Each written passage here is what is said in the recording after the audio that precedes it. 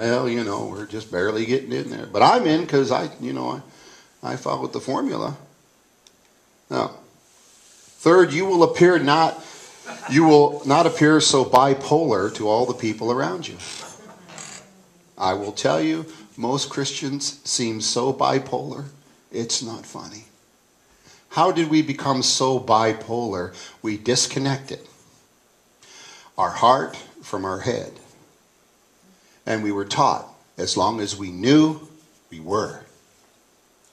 And we prove we know by being able to tell you what we know and have verses to prove it.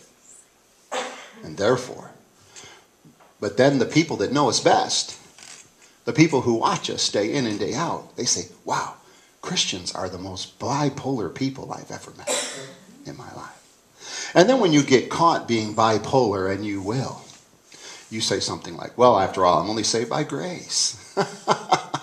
You see, because we are really a very bipolar people. Whereas if you just live, if you're not always presenting these things that you yourself do not achieve, right? You're arguing all these points that you yourself do not experience. Then what is it? It's just an idea. That's all it is. Because if it doesn't move you, if it doesn't empower you, then what value is it? Drop it, drop it, drop it. Who cares what value is it? If you have a relationship with God, why do you want to argue whether you're once saved, always saved, or whether you're in or whether you're out, or whether you speak in tongues or you don't? Why do we want to get caught up in any of that stuff? If God comes on you and you're speaking, more power to you. But don't make a whole bunch of don't find a bunch of verses and then try to make a thing to put on me about it. Please. Live your own life, right? And we stay focused on the larger issues, the bigger narratives. Because the narrative is so big that there's space for all of our uniqueness. Why should we then turn around and make your uniqueness something everybody has to wear? Huh? Well, the church has done this with its political points of view. They have found conservatism in the Bible. And now what? Everybody's got to wear it. Not this boy. I won't wear any of that stuff. I don't care how many verses you can find to try to show that Jesus was a Republican. Forget you. I'm not going there. You can't make me go anymore. I'm done.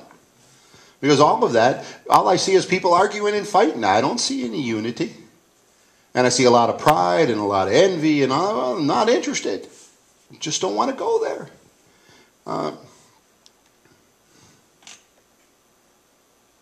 James 1:24. Those who hear and don't act are like those who glance in the mirror, walk away, and 2 minutes later have no idea who they are or what they look like. They're bipolar. You see? But it doesn't matter what you look like, you've been told, because it only matters what you know and what you can defend. After all, you're supposed to defend the faith, right? All right, so you're out there looking for a fight. If I'm supposed to defend somebody, what am I looking for? I'm looking for a fight. I'm on the defensive, right? What am I on the defensive for? Right? Because somebody took that verse and tried to... Okay. Fourth, it's not a debate.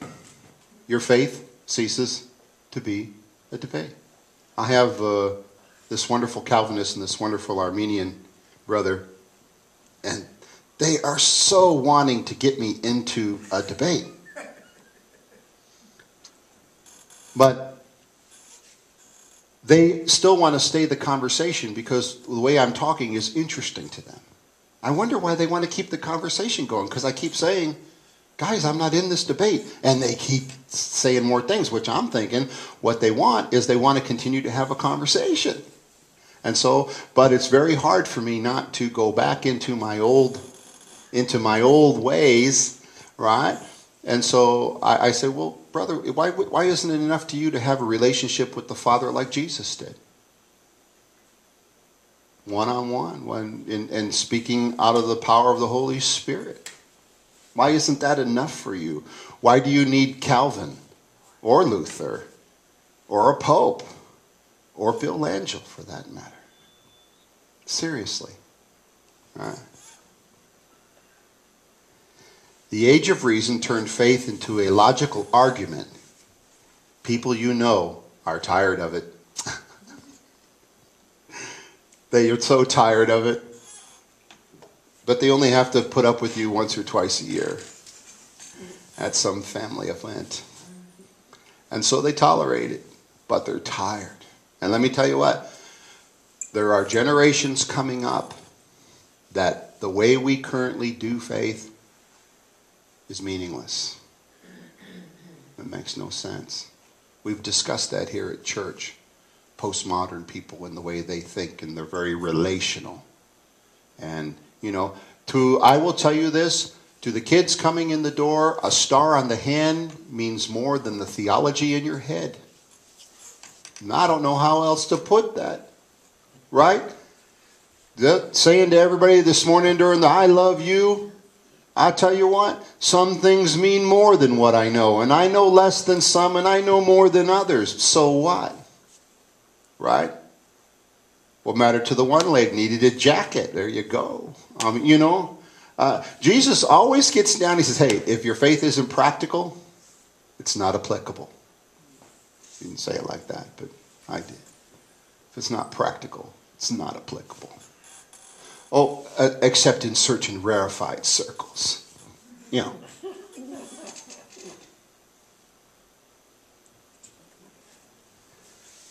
Matthew 10:19. But when they arrest you, do not worry about what to say or how to say it. At that time, you will be given what to say. For it will not be you speaking, but the Spirit of your Father speaking through you. Why are we afraid of that? Why are we afraid to trust God for the right words at the right time? Why?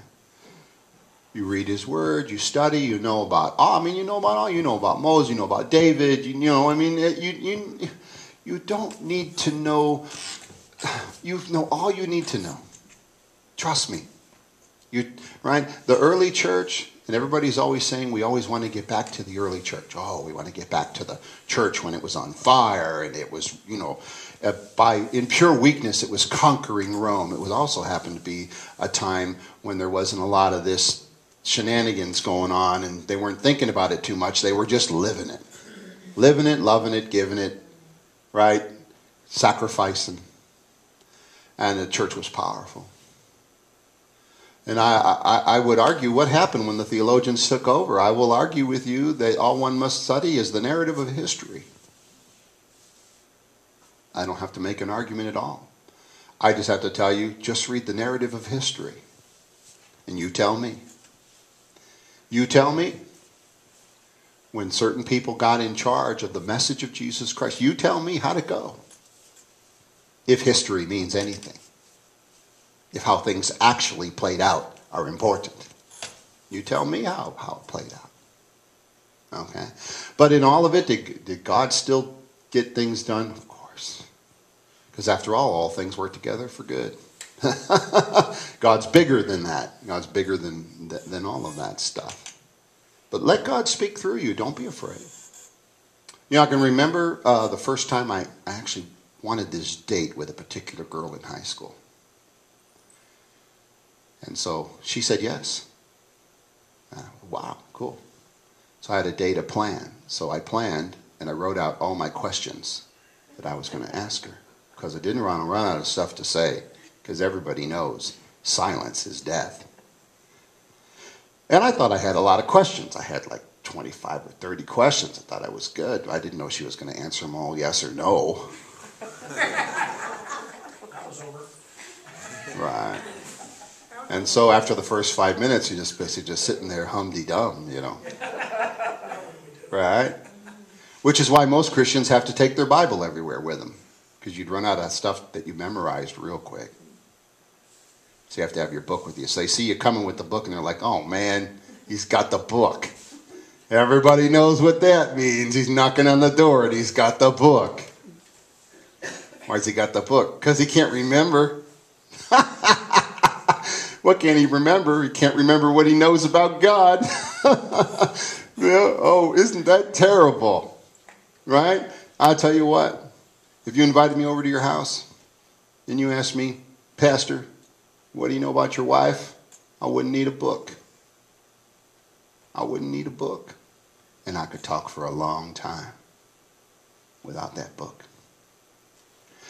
We should be able to talk a long time about the God we walk with without the book. What you afraid of? What are you afraid of? I'm going to do that one of these times. Let's get up front and just share. I've been doing it more and more lately, getting crazy. Fifth, your prayer life will take on different qualities. If you do not have a proof texting mentality, your prayer life will change.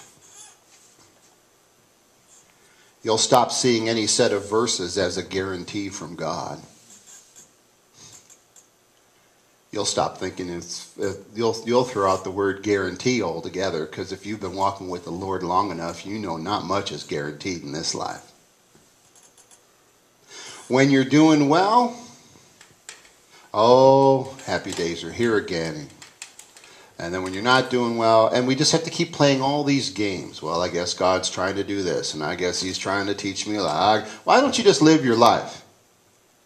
Why do you got to keep justifying or anything? It's just, why can't you just walk with God?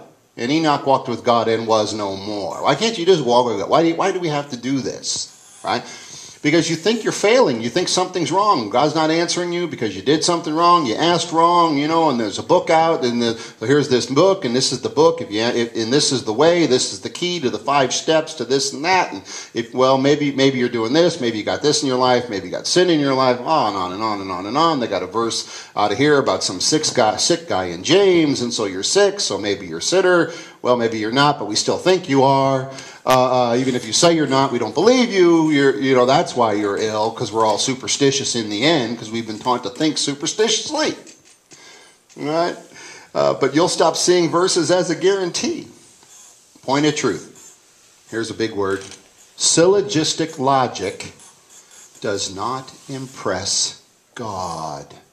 I'm going to explain what a syllogism is in a moment. But you have to understand, and I have to get a little complicated every now and then, okay? I just have to do it. Because I have to demonstrate how we use Greek logic. We interpret God, not the scriptures, not so much by the power of the Holy Spirit as we do by the power of Socrates. You just don't know it. You just don't know it. God is not impressed with syllogistic logic. Let's talk about that. Any syllogism has 3 parts. It has a main premise. The Bible is God's will. It has a minor premise. I found verses in the Bible. Conclusion, it's God's will for me to have it. You see, here's what you do. You start out with something, and then, just put a verse. You put a verse. By his stripes I am healed. It's God's will for me to be healed. How come I'm not healed? You see, men have taken the logic, which is great in other fields, and then they've tried to force logic on the Bible, and as if they're debating a thing, And so what happens when you get into this way of thinking? Pretty soon it doesn't work out for you, and then you have to figure out why it didn't work. Why you didn't get it, or why you did get it and you didn't want it. Right? Or why your life went this way, or why your life went that way, or why everything went to hell in a handbasket, or why you're blessed, and it's just nuts, because someone every now and then comes along and says, well, it's God's will for you. It's not God's will. Everybody knows what God's will is for your life. You ever notice that? And I'll tell you what, if they have a Bible in their hands, they absolutely know what God's will is for your life. But follow them around, and you will find that it is just a syllogistic argument. Because in fact, they don't know any more than you do. And they are as confounded. Because what you find is that you must rest in faith in a kind of place where You don't know the future.